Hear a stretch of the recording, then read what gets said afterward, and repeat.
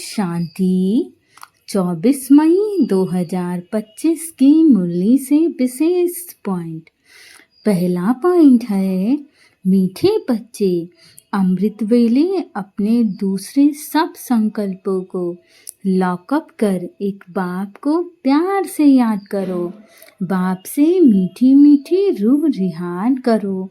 अर्थात जब हम सुबह अमृत वेले उठते हैं तो बाबा को सच्चे मन से याद करना है। जो सुबह उठते ही सारे व्यर्थ संकल्प चलते हैं हमारे मन में, हमें उन सभी संकल्पों को समाप्त करना होगा। परमात्मा को बहुत सच्चे मन से याद करना होगा। बाबा को जो भी हमारे मन में व्यर्थ संकल्प चल रहे हैं उन्हें बाबा को समर्पित करना होगा कि बाबा देखिए, आप जानिए ये जो भी कुछ चल रहा है, आप देखिए और आप जानिए। और बहुत प्यार से मीठे बाबा को याद करना है। जो भी हमारे पूरे दिन की प्लानिंग हो वो सब मीठे बाबा को बता देना है बहुत प्यार से कि बाबा आज मुझे ये करना है। पूरे दिन आप शांत रहिएगा और सबका ख्याल रखिएगा बाबा, और मेरे सभी कार्यों में सफलता प्राप्त करवा दीजिएगा। अगला पॉइंट है, पुरुषार्थ कर अपनी भविष्य कमाई में लग जाना है। ड्रामा में होगा तो कर लेंगे, यह कहकर पुरुषार्थहीन नहीं बनना है। अर्थात हम जितना ज़्यादा पुरुषार्थ करेंगे उतना हमारे भविष्य की कमाई इकट्ठा होगी। हमारा जितना तीव्र पुरुषार्थ होगा उतना सुंदर हमारा भाग्य बनेगा। तो हमें पहली बात अपना पुरुषार्थ तीव्र करना होगा। सच्चे मन से हर समय इस बात को याद रखना होगा कि हम अपना सारा समय बाबा की याद में लगाएं। बजाय व्यर्थ समय इधर उधर गंवाने के हम बाबा को याद करें। हर क्षण अटेंशन रखें कि हम कहाँ पर अपना समय ज़ाया कर रहे हैं, कहाँ नहीं ज़ाया कर रहे हैं।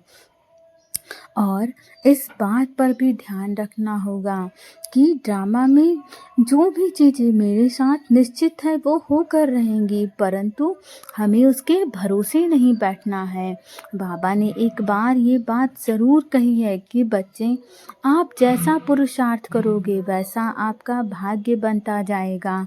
ड्रामा में जो होना है वो तो होकर रहेगा, परंतु यदि कोई बुरी चीज़ है जो आपके साथ होनी है और यदि आपने अपना पुरुषार्थ अच्छा रखा तो शायद वो बुरी घटना अच्छी घटना में परिवर्तित हो जाए। इसीलिए पुरुषार्थ तीव्र ज़रूर करना है जिससे आप अपनी भविष्य की कमाई में लग जाइए और अपनी भविष्य की कमाई इकट्ठा करिए।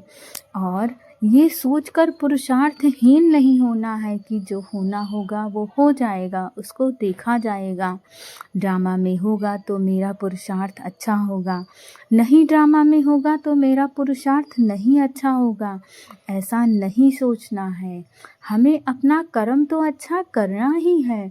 ऐसा भला कैसे हो सकता है कि हम अपना कर्म ही ना करें और ड्रामा के भरोसे बैठ जाएं। यदि हम ड्रामा के भरोसे बैठ रहे हैं तो ये हमारे लिए गलत बात हो जाएगी। जो बाबा ने हमें मौका दिया है, सबको अपना अपना भाग्य सुंदर लिखने की कलम दे दी है बाबा ने, वो कलम हम खुद अपने हाथों से व्यर्थ ज़ाया कर रहे हैं। अगला पॉइंट है, सारे दिन में जो भी पाप होते हैं या किसी को दुख देते हैं तो नोट करना है, सच्चाई से बाप को सुनाना है। साफ दिल बन एक बाप की याद से सब हिसाब किताब चुकतो करने हैं।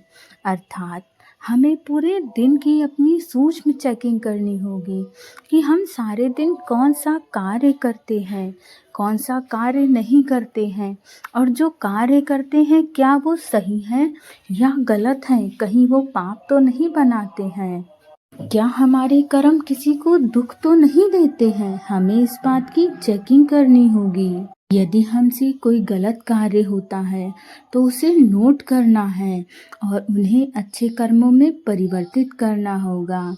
सच्चाई से बाबा को अपना हर कर्म सुना देना है। यदि कुछ गलत हो जाता है तो बाबा को सुना के खुद को हल्का करना होगा। साफ दिल बन एक बाप की याद से सब हिसाब किताब चुकतू करने होंगे। हमें सच्चा बाबा के संग बनना ही होगा। जब तक हम सच्चे नहीं बनेंगे तब तक हमारा मन साफ नहीं होगा, क्योंकि दिन में हमसे बहुत सारे छोटे मोटे विकर्म हो ही जाते हैं, गलत कार्य हो ही जाता है। तो उसके लिए सबसे सुंदर तरीका है कि हम बाबा को सच्चे मन से सब कुछ बता दें कि बाबा ऐसा ऐसा हो गया है। और आप देख लीजिएगा, जब हम बाबा की याद में रहते हैं, बाबा को सच्चे मन से सुना देते हैं, तो एक तो हमारा पाप कम होता है, दूसरा अगली बार हमें बहुत रिग्रेट होता है। हम कोई गलत कर्म करने से पहले 10 बार सोचते हैं कि हम बाबा को क्या शक्ल दिखाएंगे।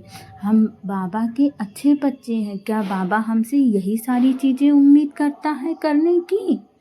अगला पॉइंट है, ताज और तख्त को सदा कायम रखने वाले निरंतर स्वतः योगी भव। अर्थात वर्तमान समय में बाप द्वारा सभी बच्चों को ताज और तख्त मिलता है। अभी का यह ताज व तख्त अनेक जन्मों के लिए ताज तख्त प्राप्त कराता है।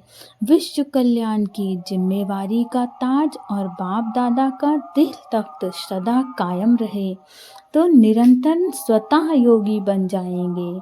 उन्हें किसी भी प्रकार की मेहनत करने की बात ही नहीं है, क्योंकि एक तो संबंध समीप का है, दूसरा अप्राप्ति अखुट है। जहाँ प्राप्ति होती है वहाँ स्वतः याद होता है। यदि हमारी प्राप्ति होगी तो हम अपने आप बाबा की याद में रहेंगे, और यदि हमसे अप्राप्तियाँ होती हैं तो हम व्यर्थ की जगह अपना मन लगाएंगे। परंतु बाबा तो ऐसा ही है कि यदि आप उसको एक भी बार सच्चे मन से याद करते हो तो वो आपके लिए खजाने स्वतः खोल देता है। अगला पॉइंट है, प्लेन बुद्धि से प्लान को प्रैक्टिकल में लाओ तो सफलता समाई हुई है। बाबा क्या कह रहे हैं कि बच्चे, हमें अपने मन को पहली बार शांत हो करना होगा। जितना व्यर्थ की जगह हमारा मन चलता है, हमारे संकल्प चलते हैं, हमें उन सब को शांत करना होगा।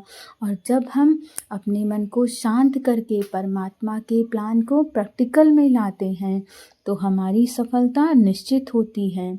और ये केवल बाबा का प्लान नहीं, आप यदि अपने जीवन में भी कुछ करना चाहते हो तो पहले आपको अपने मन को शांत करना होगा, एकाग्र करना होगा। फिर जो आप करना चाहते हो उसका एक सुंदर प्लान बनाइए और उसे फिर एग्जीक्यूशन में लाइए। फिर देखिए, आपकी सफलता निश्चित है, आपको सफलता मिलनी ही है। ओम शांति।